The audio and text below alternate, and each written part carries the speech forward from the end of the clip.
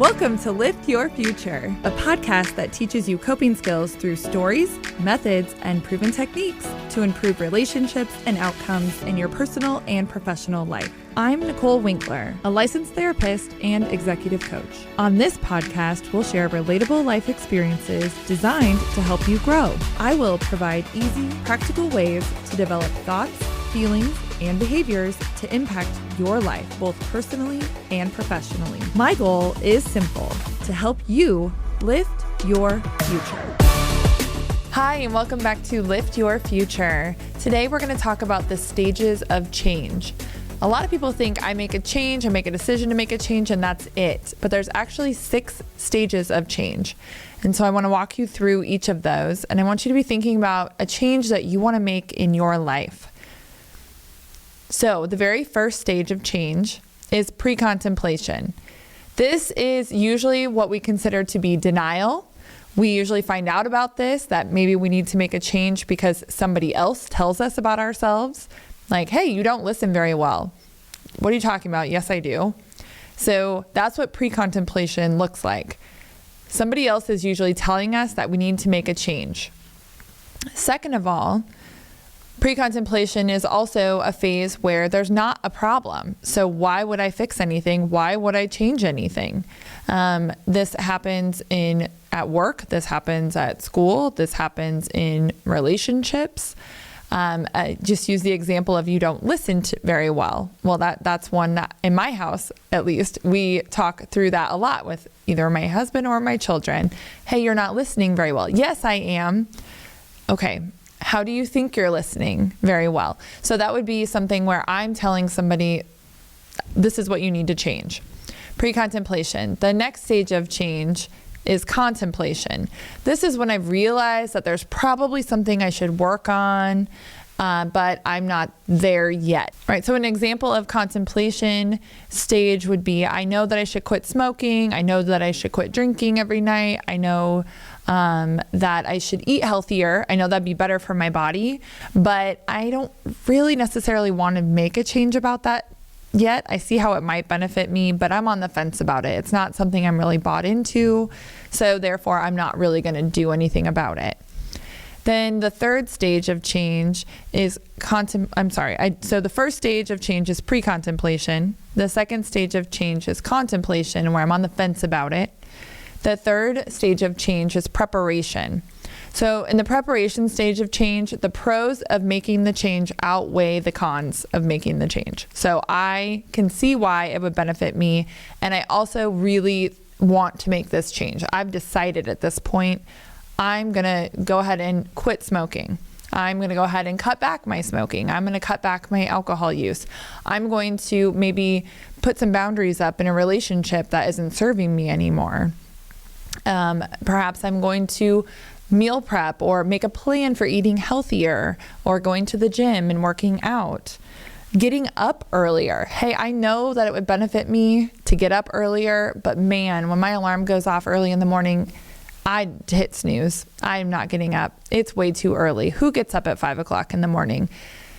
Right? Well, when I reach the preparation stage of change, I know that it would benefit me to get up earlier, and I'm going to start preparing and making plans to do that, to get up earlier, to cut back on smoking, to eat healthier. I'm in the preparation stage, so I'm in the planning stage. This is the goal setting stage. So a lot of people think I have decided I want to make a change. Now I'm going to set goals and I'm going to move forward with them. Well, I think it's important to look at the stages of change completely, because if we don't look at those stages of change, then we don't really know where we are, and it's hard to create lasting change in that. So the preparation stage is where I'm going to start setting my goals and making my plans for that change. What am I going to actually do? If I want to wake up earlier, then I'm going to set my alarm 15 minutes earlier. Like research tells us, if we just say, okay, I'm going to wake up 3 hours earlier than usual, we have a really hard time sticking to that. That's kind of a huge change. It's a little too much at one time. Not to say it's not possible, but most of us need incremental changes in our lives in order for those to stick. So then from the preparation stage, those are those SMART goals: specific, measurable, attainable, realistic, and time sensitive. So it's not saying I'm going to wake up early and I'm just going to wake up earlier. I need to make an actual plan, or I'm going to cut back on my smoking. So instead of smoking a pack a day, I'm going to smoke how much? And when am I going to do that by? So am I going to give myself to the end of the week to implement those changes, or am I going to start that change today? Then from the preparation stage of change is the fourth stage, which is the action stage. I'm putting my plan in motion. I am seeing it all the way through. I'm making changes and tweaks where I need to. So maybe I thought that I could eat chicken and broccoli every day, and I have realized after one day of eating chicken and broccoli for lunch and dinner, that is just not going to happen. So I need to do something else. I need to make a tweak to that. Not all is lost. I don't have to go back to the preparation stage. Oh my gosh, this is so hard. Why am I doing this? I can just go back one stage to stage 3, step 3, which is preparation, and I can prepare to do a different action. If getting up earlier, there's 2 hours earlier each morning is too difficult, I can readjust that to say, okay, I'm going to get up 10 minutes earlier instead of 2 hours earlier.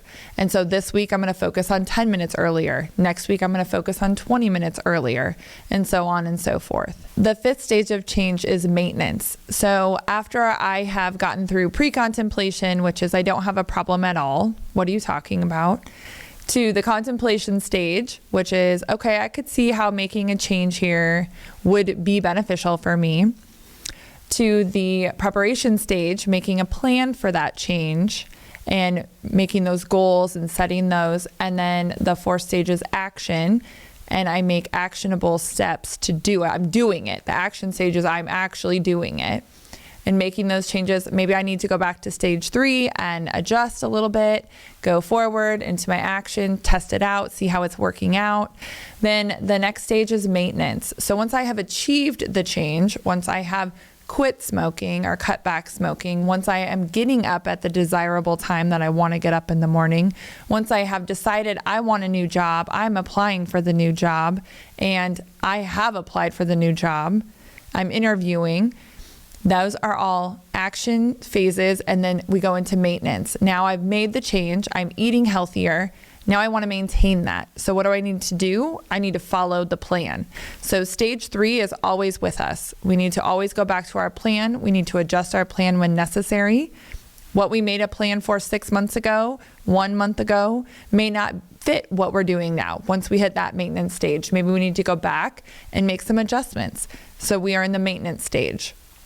Once we're in the maintenance stage, some people will stop teaching the stages of change at that point, and I understand that.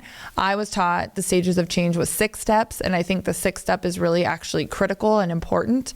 So that 6th step is relapse or a lapse. That doesn't mean that it's always going to happen, but we do, as humans, slip back into old habits and old ways. So I might have had a really bad weekend of eating. I might have drank a lot more than I intended to. Maybe I bought a pack of cigarettes because I was super stressed out. And now vaping is kind of the thing. So maybe I have a vape and I want to quit vaping.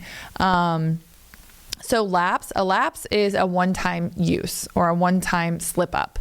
And a relapse is kind of off to the races. I am back to my old ways, back to my old habits. And it's really remarkable how quickly we can fall back into those old patterns, because those neural pathways are really wired well together. They know what to expect. Our brain is kind of on automatic pilot when we do that. So it's, okay, I've had a relapse. Now what am I going to do? That doesn't mean I have to start back at stage 1. I go back to my plan, stage 3. Stage 3, my preparation stage. Now, maybe I need to refine that. It'll take me a day. Sometimes it takes an hour. Maybe I need to call somebody. I need to get some support on board to help me. That's part of my new plan. And I put that in place. I go back into action, and I can get back into action and maintenance pretty quickly from there. So this can be any change you want to make in your life. We go through these cycles of change, and sometimes they ebb and flow. Okay, so I understand why I should get up early. I used to do that. I was really good about it. I accomplished a lot in the morning, but now it's just so hard. And I'm in that contemplation stage. Maybe preparation, maybe I'm preparing for it, but I'm really not ready to take it into the action phase yet. So, okay, I would ask, what are those barriers to that change? What is holding you back? What is in the way? And if it's I'm staying up too late watching television, or I'm scrolling through social media too late, or I just can't fall asleep, okay, then what do we need to implement at that point to help you and to assist you and to get you to sleep earlier so you can get up and still feel rested throughout the day? And so those are the 6 stages of change that you can use in any change that you want to make in your life. I'm going to do a quick review and summary of them right now. The first stage is pre-contemplation, which is the I don't have a problem. It's not me. It's our denial phase. The second stage is contemplation. I'm on the fence about it. I don't know. I could go either way. The third is preparation, where I know that I'm going to make a plan, and these are my goal setting stages. I'm going to make a plan for how I'm going to implement this change. And then the fourth one is action. I'm going to take action on my plan. The fifth one is maintenance. So once I have achieved this change, I am doing it, then I can maintain it and go back and maybe adjust my plan a little bit, but continue to maintain it. And the sixth stage is a lapse or a relapse. And this is falling back into old habits. And I don't want to do that. So I'm going to reassess, go back to the third stage, my planning preparation. What do I need to do differently? And move forward into action, and then hopefully maintenance from there. So I hope that this is a good lesson for all of you. I hope that you can take something with this. I think, with the new year coming, we are now in February, but with the new year having come and gone, a lot of New Year's resolutions have fallen by the wayside at this point. So pick it back up, go back to your preparation stage, decide what you need to change about the plan that you made earlier this year, and put it in place because you deserve it. So a real world example of using these stages of change that I deal with on a day-to-day basis with clients is time management. I even do this for myself, but time management, when I say I don't have enough time, well, the answer to that is you did have enough time, you just chose to do something else with it. And so from there, it's if somebody is telling you you don't manage your time well, or you're not on time and you're always late, or these meetings are important, they're a priority, but you come in 30 minutes late or you don't show up at all, that's a time management problem usually. And that's, very much if somebody else is telling you that, and a good rule of thumb with this is if you hear it from 3 people, it's probably true. If 3 separate people have told you that this is a problem, it probably is a problem. So that's where if you're in pre-contemplation and you don't know, 'cause it's like, I don't know, that's my blind spot. I have no idea. If 3 people have said the same thing to you, it's probably true. It's worth at least exploring in depth. So that's how you know if you're in the pre-contemplation stage. Getting to the contemplation stage for clients is, okay, well, I understand if I use my calendar that would benefit me more. Or if I were to end meetings on time, that would benefit me. But it's so hard to do that. And so I get stuck up, in meetings, and I get caught up with things, and things come up and there's fires to put out everywhere, which it is. Like, I completely understand that. But that's a contemplation stage. I see why it would benefit me to use my organizer, use my calendar, have somebody else maybe take over this meeting for me. That's not beneficial for me right now. Or I can't provide my best. I can't show up and be my best self there. And so the contemplation stage is usually when I get people that come to talk to me about it. Okay, this is a problem. I'm not sure what to do about it.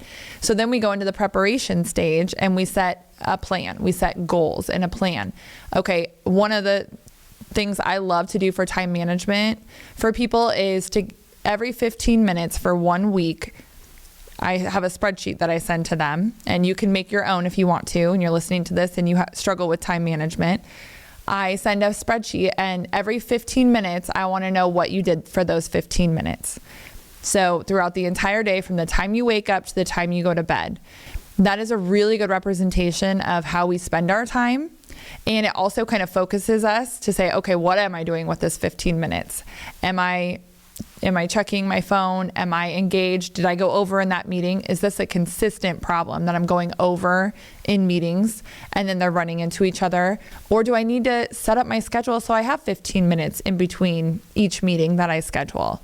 And so then I'm not back to back to back stressed out all day and late and missing things and not managing my time very well. And also I ask to schedule in lunches and breaks. I think that's really important. If we don't schedule those, then we generally don't take those. So that's part of the planning process. That's stage 3. We're planning, we're preparing, and then we're going to set a date. That time piece of the SMART goals, when are you going to implement this? What are you going to do with it after we've reviewed your time log, after we know how you're spending your time, how you want to spend your time differently, the changes you want to make with that? What are we going to do about it? What are the actionable items? And when are we going to implement that? It's usually within 1 to 2 weeks is what clients say. Okay, I need a week to prepare and put this plan in place. And then let's come back next week, readjust, make some tweaks, and go from there. So that's the 3rd stage. And then the 4th stage is action. I'm doing it. I'm trying it. I'm putting these new strategies in place. I'm seeing what works for me, what doesn't work for me. And then I'm coming back and I'm reassessing. And then once I've made these changes and I have a good handle on my time management, I feel like I'm managing my time pretty well. I'm getting all the things done that I want to get done. I have people tell me, we all have 24 hours in the day. Why are some people so much more productive than I am? Well, let's assess that. And then that goes back to the planning and preparation stage, and then back into action and into maintenance. Once you're happy with it, how's it going? We are maintaining it. Now, will there be a lapse where maybe you get invited to 5 more meetings a week and that's taking up 5 more hours and now your days are more crammed? Then, okay, we need to reassess and back off on those meetings or set time limits on those meetings and really adhere to it. And that can be with family as well. Is something getting in the way of you spending time with your family? And how is that happening? And what do you want to do about it? And so then we get to the maintenance phase. We may go into the relapse and kind of back into old habits, but then we can very quickly pick right back up in that 3rd stage, preparation. What is my plan? What worked? What didn't work? What can I implement now? And get right back into action. So that's a real world example. Time management. I think we all could use a little bit of help with that some days. I know I definitely can. And so that is how I would use the stages of change when it comes to time management. If you or someone you know struggles with making changes, please contact me at liftyourfuture.com. My email address is Nicole, Nicole, at liftyourfuture, all spelled out, .com. Thank you, and we'll see you next week.